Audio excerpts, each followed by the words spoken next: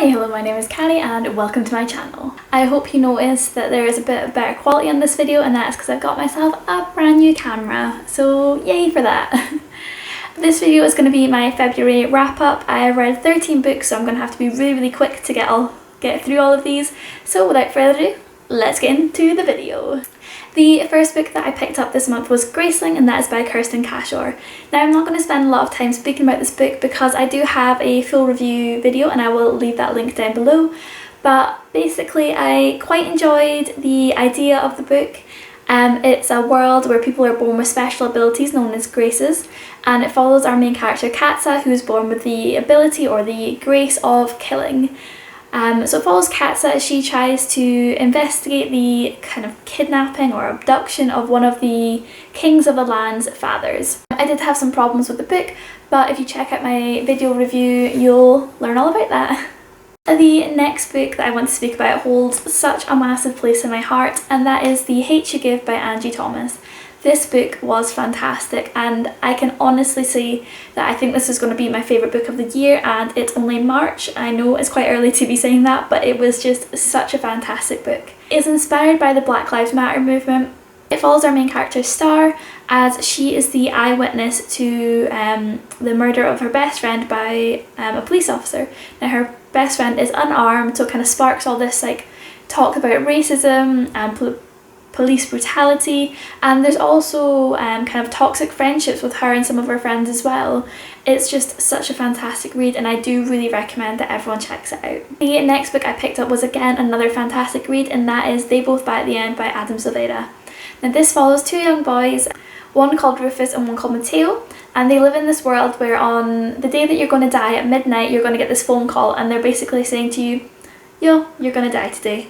And it follows these two young boys on their last day on Earth and just what they do to kind of have a good day. Now, despite the name of this book and the fact that the ending seems very obvious, it still destroyed me. It completely ruined my soul. I didn't expect it to end in the way that it did, and it was an awful, like I cried, like I was so emotional, but I did really enjoy it, so I do recommend that you check that one out if you can. And the next three books that I'm going to just speak about quickly together is The City of Bones, City of Ashes and City of Glass, and they are all by Cassandra Clare. Now I read these because of the book readathon that I'm kind of taking part with on Facebook, and that is by Emma Books here on YouTube, and that is the Dreg Society readathon of all of the like Shadowhunter books. So yeah, I just had to catch up with those. They follow a girl named Clare. Basically she is thrown into this world of like vampires, werewolves, shadowhunters, and she's just got to learn how to survive. Honestly, they're really good books. They're really action filled, really enjoyable. There's a lot of like humour and sarcasm and just great reads. Definitely I would recommend that you check those out. The next book I picked up is Miss Jane, and that is by Brad Watson. Now this book I picked up because Aoife over at Fred Weasley Dies with Laughing recommended it. I'll leave her video link down below as well, because she'll be able to give a much better like summary of this novel. But basically it follows a girl, Jane. It follows pretty much from like the moment she was born up until she's 60, and Jane is living with kind of like a deformity which leads her to be incontinent, so she is wearing nappies all throughout her life. So it follows her from being like a young carefree child up until her like adulthood, when she kind of realises that she's not quite normal and things are going to be a little bit more difficult for her. Now this isn't a book I would usually pick up. It is a historical fiction, but I really enjoyed it. I thought it was just such a lovely read. It was really light, and if you like quite like an action-packed kind of like always going to be fighting, always going to be running around doing crazy things kind of book, this probably isn't for you. But it was just such an enjoyable read, and I do recommend giving it a try if you like the sound of it. The next book I picked up is Everless, and that is by Sara Hollland. In the world that this book is set in, blood is currency, and each person only has a limited supply of blood, so that means kind of like your time like alive is your currency. So like you could pay 1 month's rent would be like 1 month of your life like in blood. So it goes without saying that the rich and powerful of the land have a lot of time, so they're living like a couple hundred years, whereas the poor are kind of dying really young. It follows our main character called Jules, and she is brought up kind of as a servant for this really rich family, but she has to run away with her father. and now her father is running out of time. She decides to go back to this palace and work so she can try and earn some more time for her father. Now, I really liked the kind of idea of this book, but it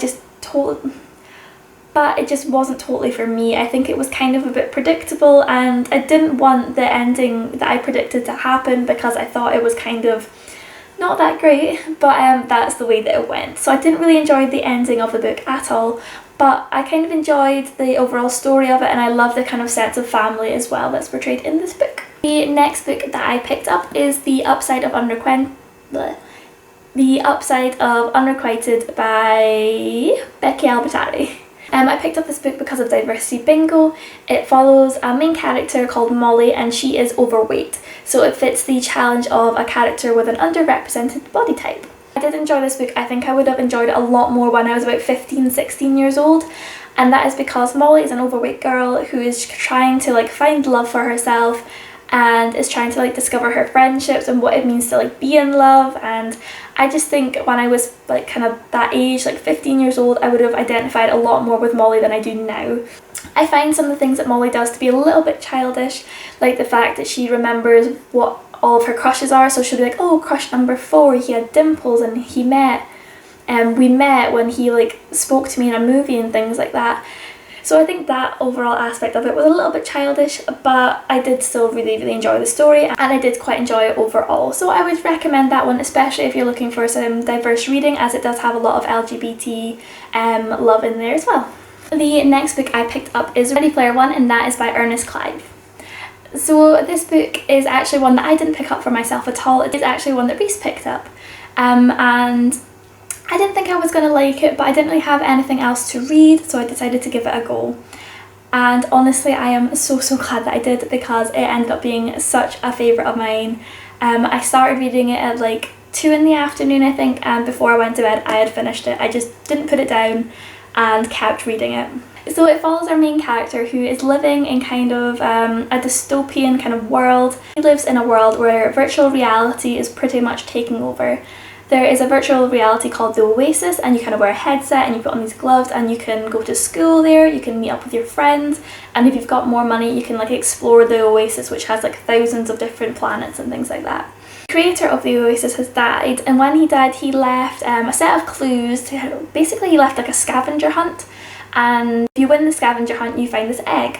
So it follows our main character on the hunt for this egg, and there's just so many like 80s references, it's actually unreal. I was a bit worried going into it that I wasn't going to understand a lot of these references, because we said it was quite like gaming related, and I was a little bit worried that I wasn't going to really enjoy it because I wasn't going to like understand everything. But I'm happy to say that I really did enjoy it, even if I didn't get everything that was mentioned. So yeah, check that one out. The next book I picked up is an ebook, and that is The Curious Incident of the Dog in the Nighttime, and that is by Mark Haddon. And so it basically follows a young boy who is on the ACE spectrum, and as the book kind of goes on you start to discover that his family life isn't as good as he kind of thinks it is, and it follows him as he investigates the death of a dog, like one of his neighbour's dogs.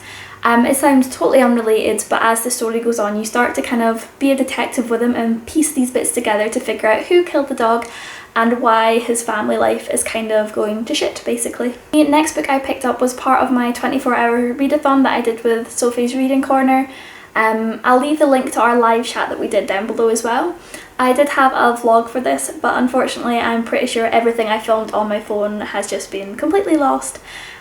So I don't think I'm going to be able to put that up. But if by some miraculous thing I get to put the video up, I will leave it linked below as well. The first book I read for the 24-hour reading was The Glass Bear, and that is by Destafano. So this follows our main character, who is a princess, and she is kept hidden by her father the king so she can become a spy for him. But basically after like this really bad turn of events she gets exiled from her kingdom, and it's her trying to survive and do what she thinks right. While I did enjoy this book, I found it a little bit boring at times. There wasn't like a lot of action at all, and I think it was a lot more like world building than actual like plot. I think it's kind of leading up for this big action-packed second book, which is probably coming out, I think it's next year. So it was really leading up to that, but it just meant that this book was a bit lackluster. I'll probably read the second book when it comes out just to see if I do get this like action that I was craving from it. And the very last book that I read this month is Dress Codes for Small Towns, and that is by Courtney. So this follows our main character, who is the daughter of the small town's preacher, and it is basically her journey of self-discovery. It's her discovering her sexuality, her discovering her gender and her friend group, and just kind of trying to figure herself out. A lot of kind of negative things are happening in the story, like there's a church fire that's partly her fault. So it's her kind of coping with all of this and in relation to her sexuality as well. There's a lot of LGBT plus rep in this, so that's a fantastic part of this novel. And I just overall thought it was a really, really lovely story. Again, it's not one that a lot happens in. There's not like a big, there's not like this big war that happens, like a lot of action, but it was still a really enjoyable read. So that is all of the books that I read in the month of February. Thank you so much for watching. And if you've enjoyed this video, please give it a big thumbs up and hit that subscribe button down below as well. That would mean the world to me. But I will see you in my next video. Bye!